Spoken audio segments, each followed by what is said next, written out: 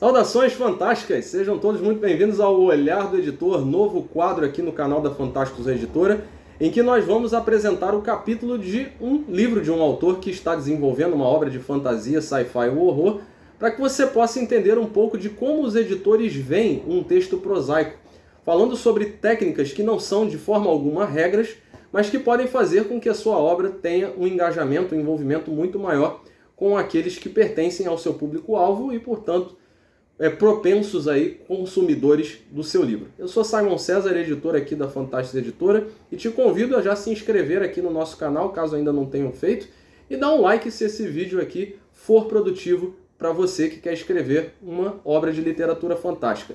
Seja fantasia, seja sci-fi, seja horror, ou mesmo para aqueles que estão querendo escrever ficção em geral, tenho certeza aqui que é um olhar que pode ser substancial para que você melhore os seus textos e deixe eles mais fluidos, imersivos aí para o seu público-alvo. E se você quiser entender como funciona todo o nosso processo de mentoria aqui na Fantásticos Editora e também publicação, entre em contato com os links que estão aqui na descrição do vídeo. E se você, inclusive, quiser uma análise do seu texto, também preencha o link aqui, o formulário, na verdade, do link que está aqui na descrição do vídeo, para que nós possamos aí fazer uma filinha e também trazer o seu texto aqui para alguns comentários. Se você não se importar, claro, de que seja apresentado aqui as considerações e, claro, da forma mais respeitosa possível para que você tenha aqui uma avaliação profissional, porém muito respeitosa ao seu processo criativo. Então, hoje vamos falar aqui sobre o capítulo de uma obra que já está em desenvolvimento pelo Eric Aresmour, autor de A Vingança do Lobo, que está aqui atrás, da trilogia Olhos Opala. É o volume 2, o volume 1 já está lançado, você também pode conferir no link que está aqui na descrição do vídeo, o livro disponível em formatos físico e digital lá no nosso site fantásticoseditora.com.br. E aí vamos falar aqui sobre alguns aspectos que o Eric veio desenvolvendo. O Eric é um autor nosso de carreira aqui na Fantásticos e ele já está desenvolvendo, em pleno desenvolvimento da sua obra literária, e claro, a gente sempre tem alguma coisa ali que pode melhorar, considerações, não para a gente ficar ali eternamente martelando em cima daquelas coisas, mas que, claro, podem fazer aí com que o autor crie um aspecto reflexivo, analítico dentro da sua própria obra e consiga fazer aí melhorias substanciais. Então, eu vou colocar aqui o texto na tela, vocês podem conferir aqui o estudo desse texto na descrição do vídeo, mas vou comentar aquilo que eu achei mais considerável nos feedbacks e aí trazer aqui para vocês. Espero que seja de muita valia para todos, então acompanhem o conteúdo. Muito bem, então agora vamos fazer aqui a leitura de uns poucos trechos aqui da obra do Eric Aresmour, e nós vamos falar aqui, em primeiro lugar, sobre um aspecto chamado evasão de ponto de vista. Tá? O que é o ponto de vista da história? É aquele que detém a condução narrativa aqui da trama, no caso, é o protagonista, que é o Amatuque. Se você ainda não conhece o Amatuque, eu vou aproveitar para deixar um pequeno jabá aqui para vocês também a respeito do livro. Como eu falei aqui no início do vídeo, está disponível aqui para você adquirir. O link está na descrição do vídeo. Mas também, para você ter alguns highlights aí do primeiro capítulo da obra, você também pode ver aí alguns shorts nossos aí que estão também aí num link na playlist, também disponível aqui na descrição do vídeo e também vai estar como sugerido aqui ao final, tá legal? Mas voltando aqui ao texto, vamos falar um pouquinho sobre evasão de ponto de vista. Ponto de vista, quem detém o ponto de vista da história, na verdade, é o protagonista da trama, né? Ou seja, a narração é contada pelos olhos e impressões daquele personagem, que detém o papel mais importante, naturalmente, aqui da história.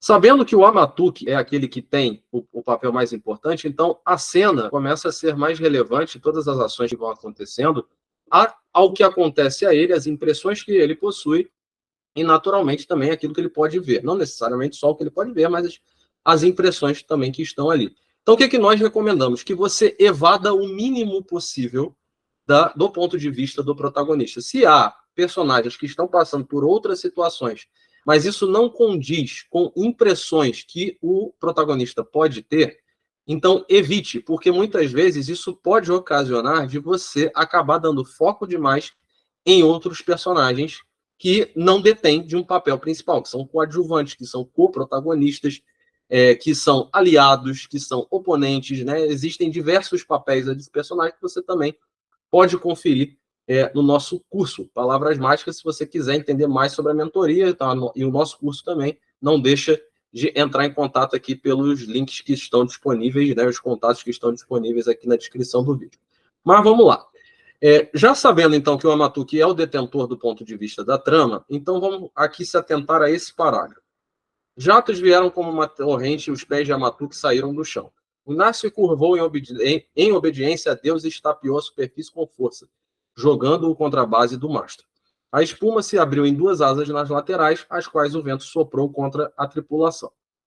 Tuque escutou a voz de Mira, mas o impacto tirou todo o ar de seus pulmões e o desnorteou. Para com essa gracinha aí você, hein? Dizendo que Mira é aquele negócio lá que você fica tirando da. Não, Mira é uma personagem. Você já devia conhecer ela, hein? Tá na primeira obra lá na Vingança do Lobo.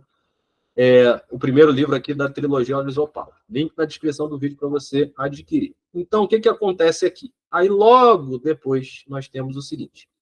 O Jate, que também é um personagem aqui da história, caiu sentado por entre os bancos com os calcanhares submersos no convés. Hassan e Musa, outros dois personagens, estavam de pé e lutavam para retirar a água contra as rajadas que açoitavam seus rostos. Aí vem o ponto. O Maraki, quando ele cita ali embaixo, o Maraki conseguiu se levantar no meio do vai e vem e, contudo, o impacto da descida os virou de lado. Ainda estava às 11 sem equilíbrio. Foi então que outra onda os atingiu. Veja bem, nesse caso, o ponto de vista está sobre o Amatuki, quando se fala aqui do Maraki. Só que nesse caso aqui, como o Amatuki está passando por toda uma situação tensa ali de tentar se equilibrar dentro dessa embarcação para não cair, depois ele acaba caindo, já spoilei você, mas aí o que vai acontecer com essa queda, você tira as suas conclusões. O que acontece? Acaba que o ponto de vista dele é comprometido pelo Ujat, pelo Hassan e Musa. O que acontece?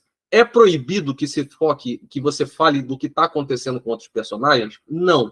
Mas já conhecendo tendências, é muito comum que, principalmente quando você tem muito personagem em cena, nesse caso aqui nós temos 5 personagens, nós temos o Amatuki, nós temos a Mira, o Jat, Hassan e Musa, significa que você pode acabar dando muito foco para outros personagens que não detêm o ponto de vista. Então, evite isso, porque numa situação como essa, é cabível a descrição?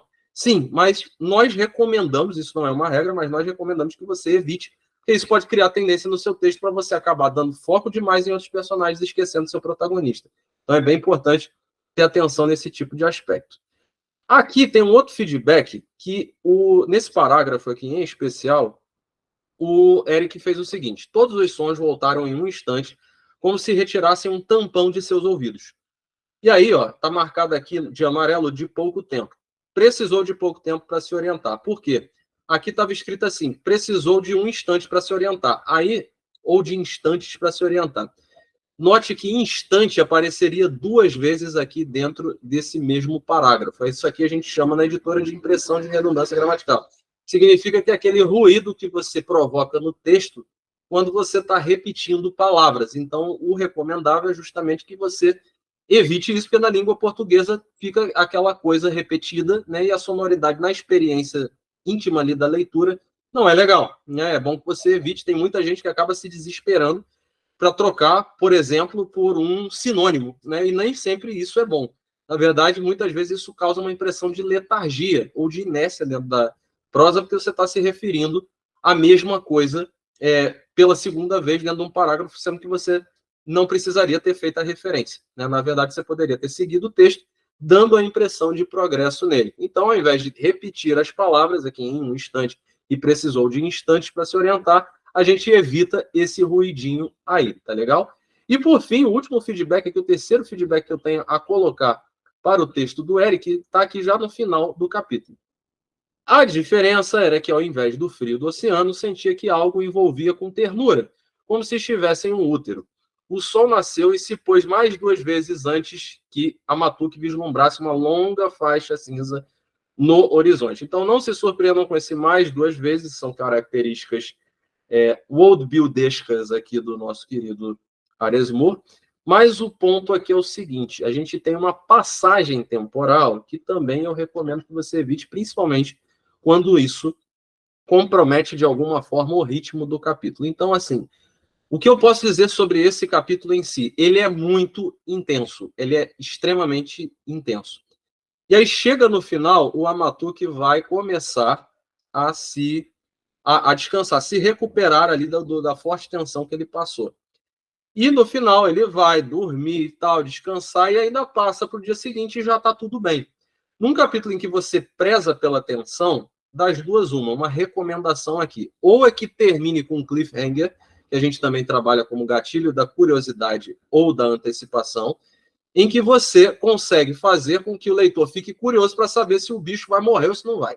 Né? Basicamente isso aqui. Não, claro que nem todo capítulo está falando de coisas tão mórbidas, né? Mas a questão é que você pode explorar justamente esses sentidos para que você gere curiosidade no seu leitor e expectativas, que é o gatilho da antecipação, para que ele continue para o próximo capítulo. Então, aqui uma saída para isso seria justamente a de que o Amatuk, que não ficasse claro se o Amatuk conseguiu se livrar da roubada que ele está inserido aqui, tá legal? O texto do capítulo você pode conferir também na descrição do vídeo aqui para você entender também o que eu estou falando. E aí, a segunda opção que você teria em relação a isso é terminar o capítulo. Você pode dar uma arrefecida no capítulo, diz que ele se recuperou e tal, mas aí não passa o tempo. Por quê? Se você passar da noite para o dia, aí já vai dar aquela tranquilidade, aquela mornada num capítulo que estava extremamente agitado. Né? Então aqui a gente tem discussões aí que mexem com o emocional e depois tem uma questão física aí no oceano aqui em questão que coloca o Amatuk aí numa bela de uma fria, né? Quase que literalmente aqui falando. Mas o ponto é que você deve evitar, pelo menos, de tentar fazer essa passagem temporal quando houver uma intensidade muito grande. Aqui na editora a gente costuma dizer para que os escritores, né, que atuam aqui com a gente, evitem de fazer um capítulo passando de um dia para o outro, porque isso também compromete, às vezes, de colocar muita informação dentro de um capítulo, e aí simplesmente o ritmo acabar caindo demais. E essa questão rítmica é bem importante para você ter uma boa imersão para o seu leitor, tá legal? Então, basicamente, esses são os feedbacks aqui que nós temos a trazer em relação ao texto do Eric Aresmo.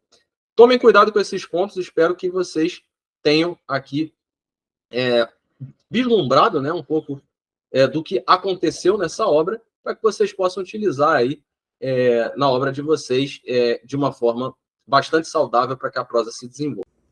Eis que essa foi a análise aqui do Olhar do Editor. Se você gostou desse vídeo, não esquece de deixar o seu like, se inscreva no canal e, claro, se você também quiser ter o seu texto analisado aqui, 3 feedbacks, não deixa de colocar aqui também, preencher aqui na descrição do vídeo o formulário para que você possa enviar o seu texto. Depois vamos entrar em contato com você e você pode enviar o seu texto também para que entre aí na nossa fila para fazermos um conteúdo analítico a respeito da sua obra. Grande abraço, vejo vocês na jornada.